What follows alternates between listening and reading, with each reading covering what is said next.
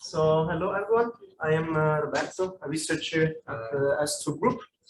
I'm going to present a work jointly with Patricia and some other folks on the future of sustainable digital infrastructures.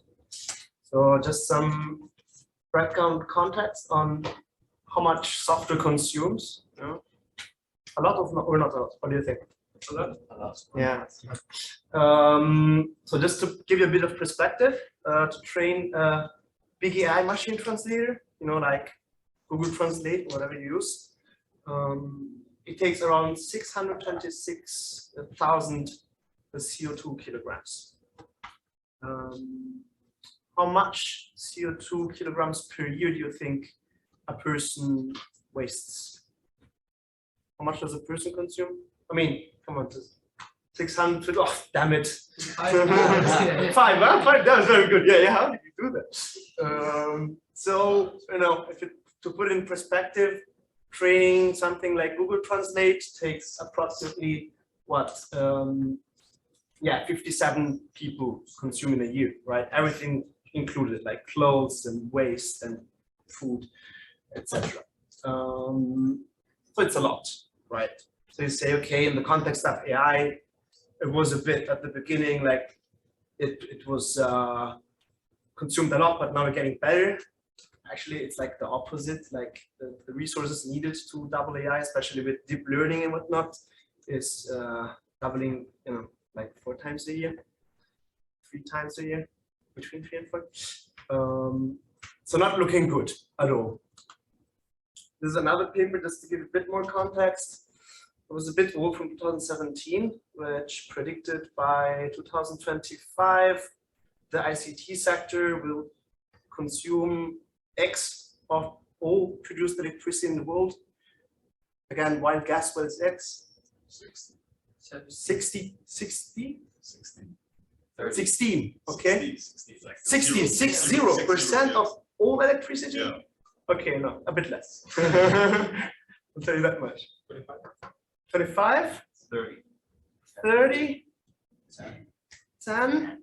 Okay, I guess we have a good range. It's yeah, so 20%. It's a lot. So it's like, you know, we need electricity for a lot of things, except laptops and Netflix and whatnot. Okay, it's just another figure in terms of carbon emission. So, you know, a lot of things emits carbon which doesn't require electricity, like goods manufacturing cars, whatnot.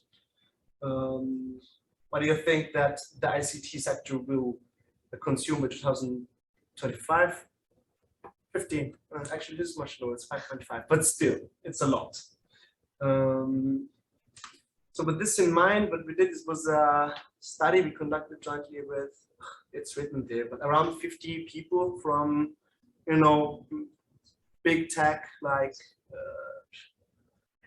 people I can't name, but maybe they run laptops. Half of the laptops you have run that operating systems. I mean, big people. And it was on what the future of sustainable digital infrastructures looks like. Exactly this. So just to give a bit of context, digital infrastructure is a bit written in jargon, but basically is any system or systems which provides you a service. For example, Netflix has servers around the world, and then you connect your sort of thin client to it to stream some videos. And then this whole infrastructure, you with your laptop and Netflix with their clusters of servers, etc., this make a digital infrastructure. Or like, okay, so we have this digital infrastructure around the world. What will that look like in the future? And we focused on identifying solutions for the sustainable development of this digital infrastructure. 4 types of solutions, maybe you kind of know this already, but technical solutions are more the geeky things like software optimization or hardware optimization, etc. Social solutions are like what we as people can do about it. Don't have to be that techy. Environmental solutions which focus on environmental resources and whatnot. And then what we define as paradigm shifts, which basically are a set of concepts which kind of provide leaps in the evolution of digital infrastructure. We identified 3 different temporal horizons in which these solutions are distributed. Horizon number 1 is basically what is available and used today. Then we have solutions for the near future, think of 5 to 10 years, and then eventual future, so what will become available at some point. Everything okay so far? Am I going too fast, too slow? Questions? A bit fast. Okay, I will slow it down. Okay, right? Different types of solutions. Yeah. That one's not. Sure. I mean, but in any point, just interrupt. Yeah, that's super fine. Really nice one. I think so. Yeah. Sorry. All right. Perfect. Thank you. Right. So today, what is already used, kinda.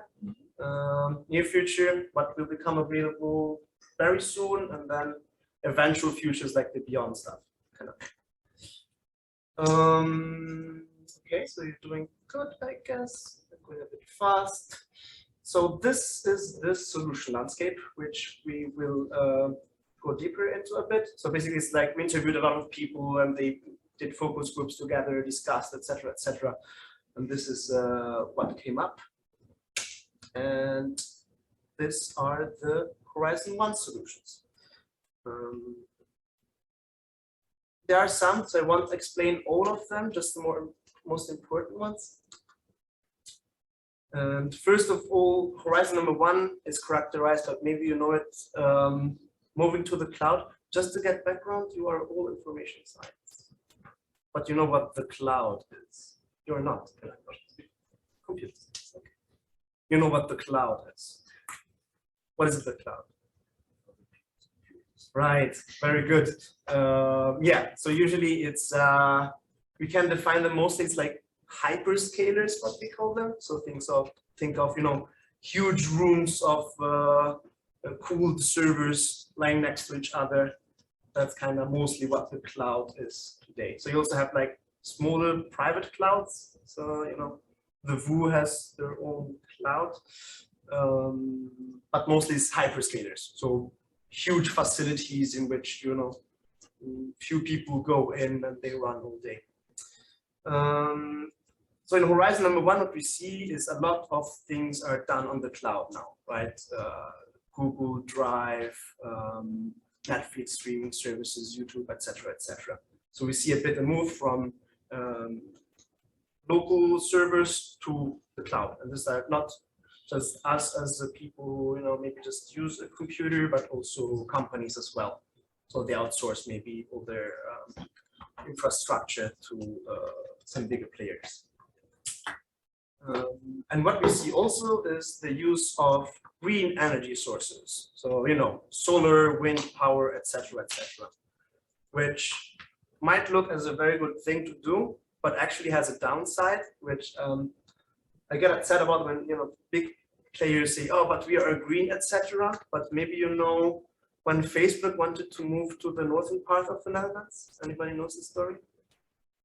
How many know the story? Okay, someone doesn't, so I will explain.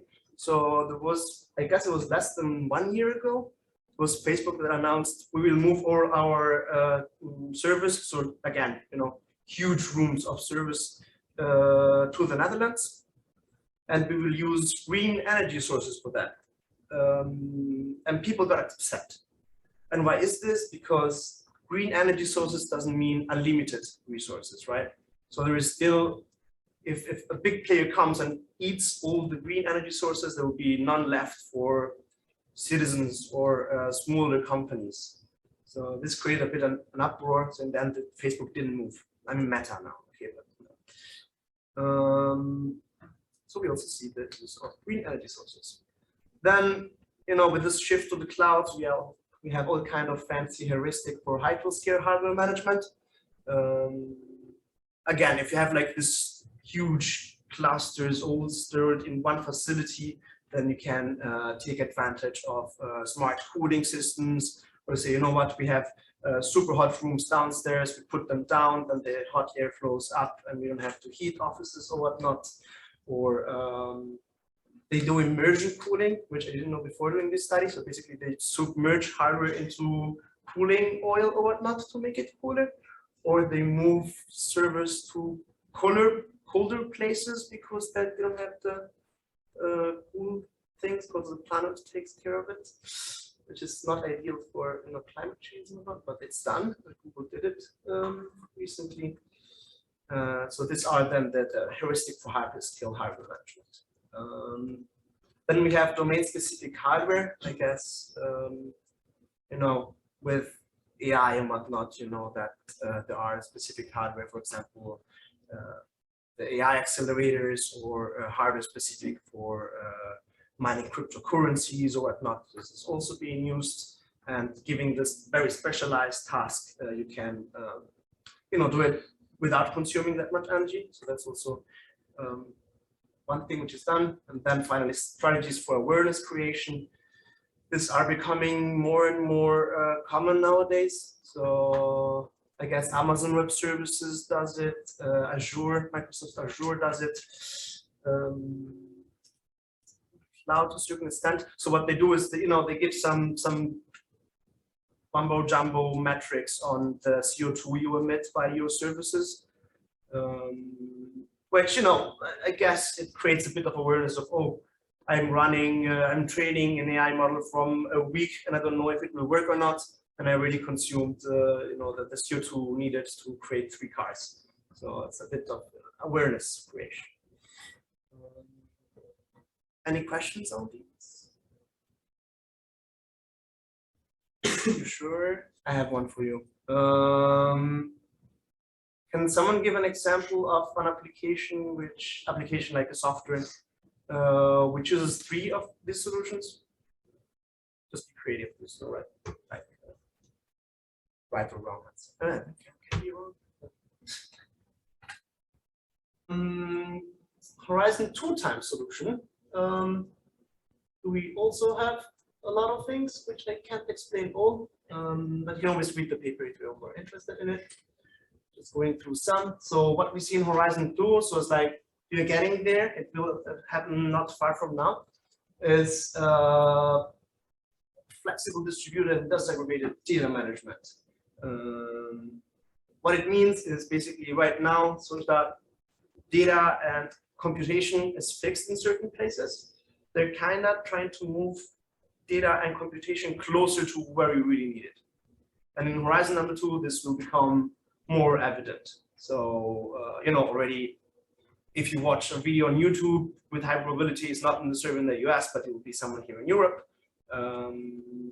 With computation, it's not done that much yet, but it will happen very soon, let's say. And what will this bring is a more distributed energy landscape. So in Horizon number 1, what we saw is that basically you have this huge hyperscalers, like think Google, Meta, Netflix, etc., and they basically suck all the green resources from a certain area. When we go more towards higher distribution, it will be possible to use green resources from multiple places at the same time. And with this will also allow more prosumers, which is basically who uses energy but also produces it. And then thanks to things like smart grids, basically, the classic, you can produce energy, and if you have enough, then you can even sell it back to other people. So this will become more evident in Horizon number 2.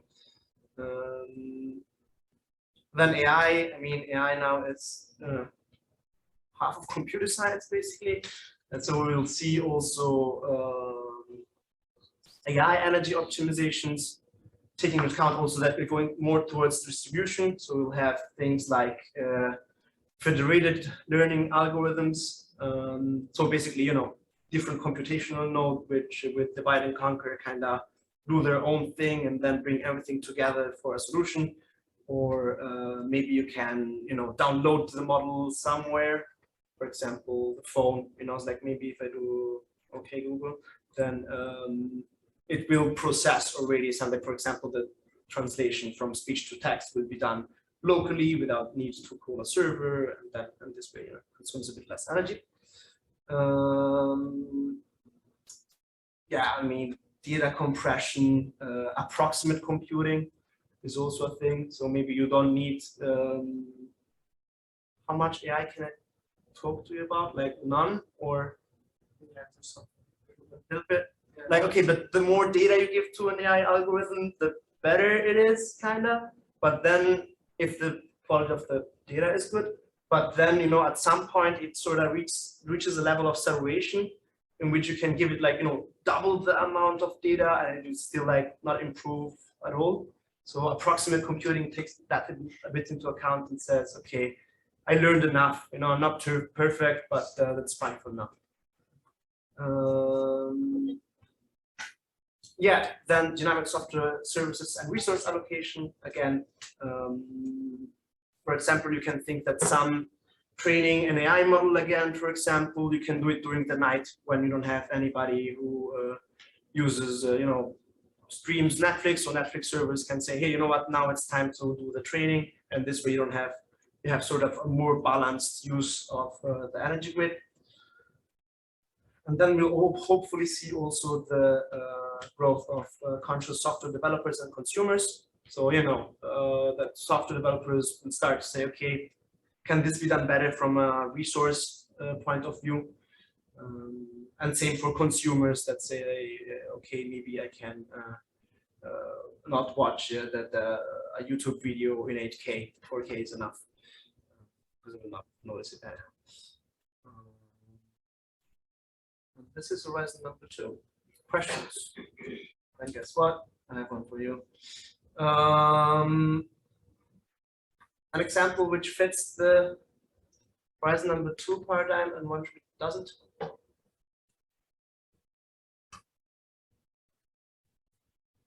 So like basically, you know, it's all around the flexible, distributed, and disaggregated data management. One application which is fine with distributed, and then we go beyond, which is the far away future, kind of, you know, from 10 years from now. And what will happen first and foremost are hardware breakthroughs. I think, you know what the von Neumann architecture is? You do. One. How many? No. 2. Separation between the CPU and the motor processor. Yeah, it's basically this. I knew, like, not many people know, but everything we have right now is at the end of the day a von Neumann architecture. It was a guy in the 40s, I think. I mean, they're now a mix between hardware and von Neumann, but at the end of the day, they're all this kind of thing. So you have CPU, which is a control unit, and you know, where the computation takes place, where the instruction takes place. Then you have a memory unit, and then input output. And it's like our phone works this way. If it's whatever, you know, higher architecture, but on the end, it's like all like this. And what we will see in horizon number 3 is the rise of non-von Neumann architecture. And I think, you know, quantum computing is everybody kind of knows. So basically using the spin of electrons and the principle of non-determination to do computations, which then quantum computing comes at the price that to work, they have to be cooled down like a lot, like not absolute 0, but think minus 200, 109, minus 190, which then comes with its unique challenges on how can we cool it down that much without consuming a lot of energy. But if you think they can solve very specialized tasks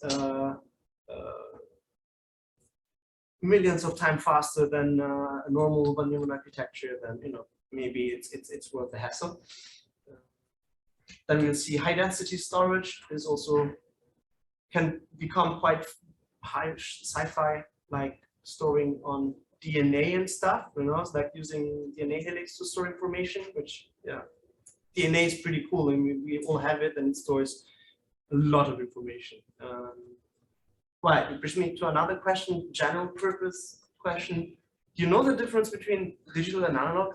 Just know for me to know if you know or not. How many know? 1, 2, 3, 4.5. Anybody wants to give a shot? What I like more is like digital works with digits, right? So 0, 1, while analog creates an analogous system. So think of a scale, you know, a 2-plate scale. That is an analogous system for the sign equal, for example. So you can say if I have 3 pieces of 1 and 1 piece of 3, is it the same? And that analog computer, we can say, is sort of saying just that, right? Yeah, sorry, it was just that. Check if you know or not. It's just curious. Okay, we got that out of the way. Do you have questions so far? Comments? Yeah. So energy aware software optimization. There's a bit of zoom in because you have a lot of things here. We see 3 different clusters, let's say. One is specific to AI because AI is the new thing and it will stay, I guess. So it needs to be sustainable. And here we see Edge AI. So again, you know, think of we can download the model on your phone and then do some computation there instead of doing both training and inference. So teaching the AI and getting answers from it by uploading everything every time on the server. You know, like you say, hey Alexa, it's not that it does it per se, but it's just the keyword, and that's what it listens for, and then it gets streamed to hyperscaler now, and then gets back the answer. You can think that more stuff will happen on our super powerful phones in the future. Approximate computing we already saw. Then we have some things which are cloud-centric. For example, kill zombie systems is something which, funnily enough, a lot of the cloud, of the energy consumed by the cloud is consumed by useless software, which is just there running idle, which people forget, and then it stays like for years and nobody uses it. So, you know, there are ways that you can identify this kind of systems, like it never uses the network. It never communicates to any other applications. What is it doing? Let's just kill it and everything will be fine. This for cloud-centric. Then we have, again, hardware virtualization, hardware. So basically, you know, if you ever used virtual machine, you can sort of assign virtual hardware, so you can run more virtual machines on the same hardware components. Efficient data management, I guess you can guess what it is. While virtual energy capping, it's basically to say, well, you know what, let's this application can consume maximum that amount of energy, and after that we'll just slow it down. Then we have a lot of software energy centric solutions. I won't get into all of these. Let's see if there are some interesting ones. Event-based software engineering, basically, you know, trigger computation only when some event starts and not always, kind of thing.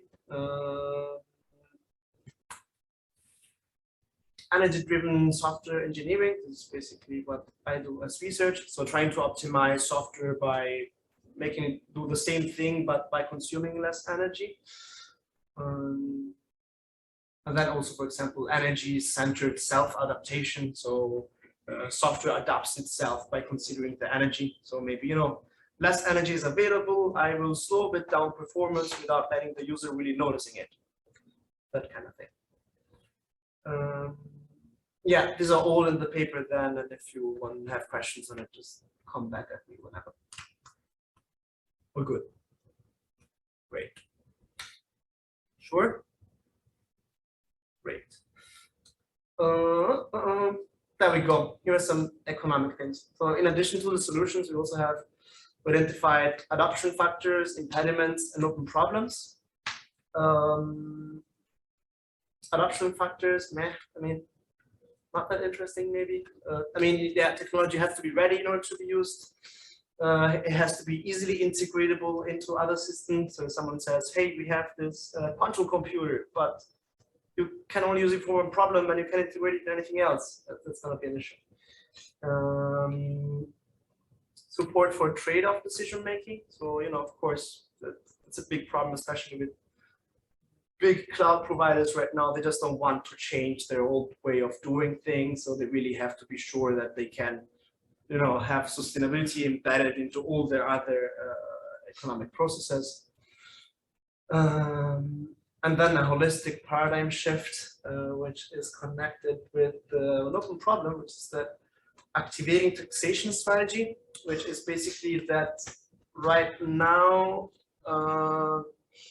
big tech can get away with basically anything by paying for it. It was yesterday in the news how much billions was Google fined? 3, 4, I don't even know what those numbers mean.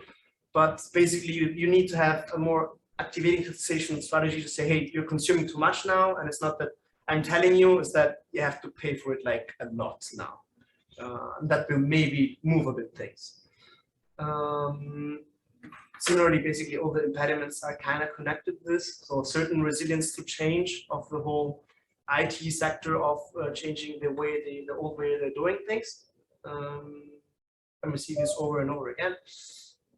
Lack of leading champions. So a big tech like Google, Amazon, or whatnot who says, okay, you know what? Now I'm gonna be the green one, and people will sort of follow that trend till nobody starts, and they're like, yeah, we kind of like green one. Then it's like shift won't happen. Then what else is interesting? Yeah, well, similarly, lack of leading champion is need for a coordinated change. So, if you want to use neuromorphic computing to improve sustainability of data centers, that requires a lot of resources from the whole IT sector. That's a lot of money is involved. So it can't be just one company because it will sink. It will be so that all companies would chip in into one direction and move towards there. Missing off-the-shelf solutions, also a classic one. So you have all this kind of research or kind of more sci-fi solutions, but nothing that you can read that developers or data center management can use off the shelf. And we're working that direction. But yeah, just a bit to give you an overview of what are the adoption factors, impediments, and open problems. Yeah, this is sort of just a bit of transition. Given the whole thing, can you give one word to summarize where we're going?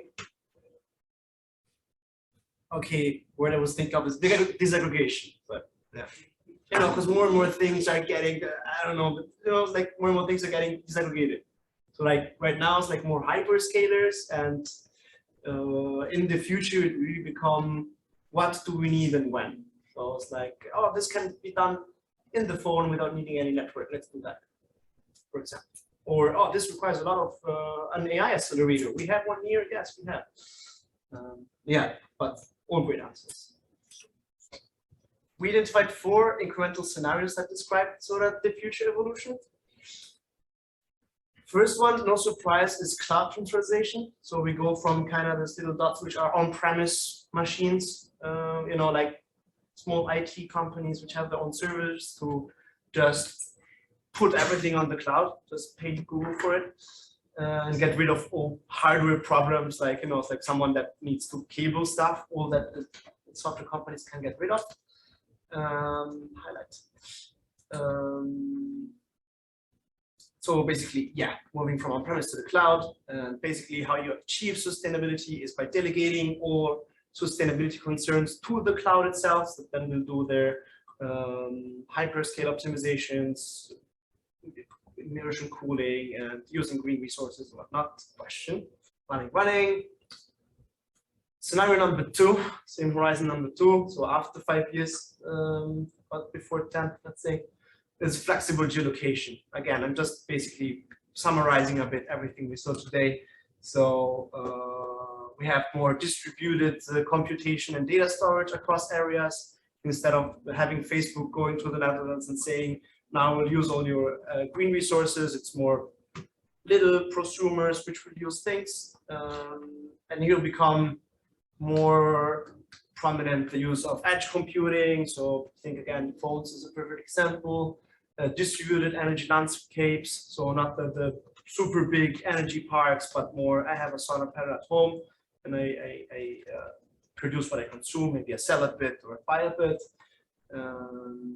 And then dynamic software and resource allocation, dynamic software services and resource allocation, which, you know, to a certain extent, with the example of I go on Netflix, I stream a film, maybe I hope it's not the server in the US, but it's something closer to here. That kind of thing. Scenario number 3 is a seamless continuum. So basically what we saw in scenario number 2, but even more. So we have this pool of shared resources, as you were said, that was the spoiler. So, you know, what can be done on the phone? Hey, Alexa, maybe I can do it on the phone while, I shouldn't say it, but while we have to train AI model. There is a server at Science Park, which has this huge cluster of AI accelerator that will consume a quarter of the energy. So let's move that task there. And this will be then done basically at runtime, right? So I want to do something and say, hey, I need to train an AI model. There is an orchestrator, a program which says, where can I do this now? And it will kind of delegate the task to that resource which is available at the moment. And this will be supported by, you know, faster and faster communication.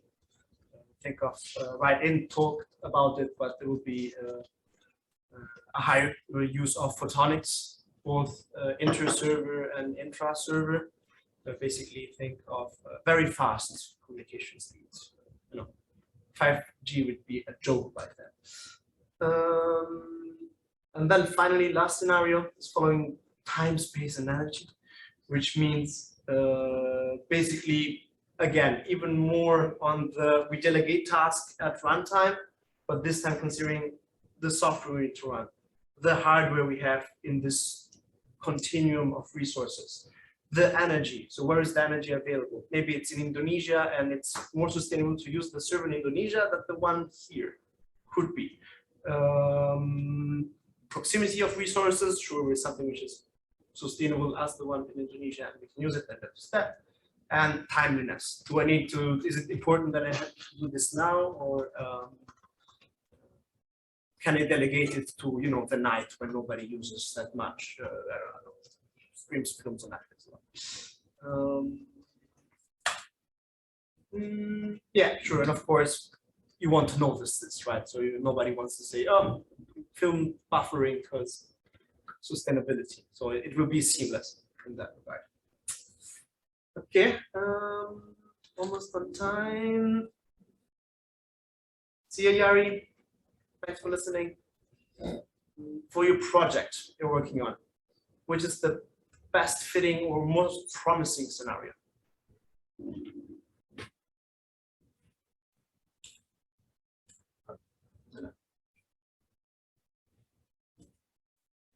Will it be the cloud? Will it be a flexible geolocation? So a mix of, you know, micro clouds and remote clouds.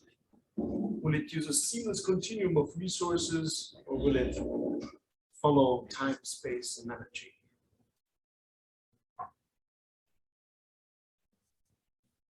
I know it's hard.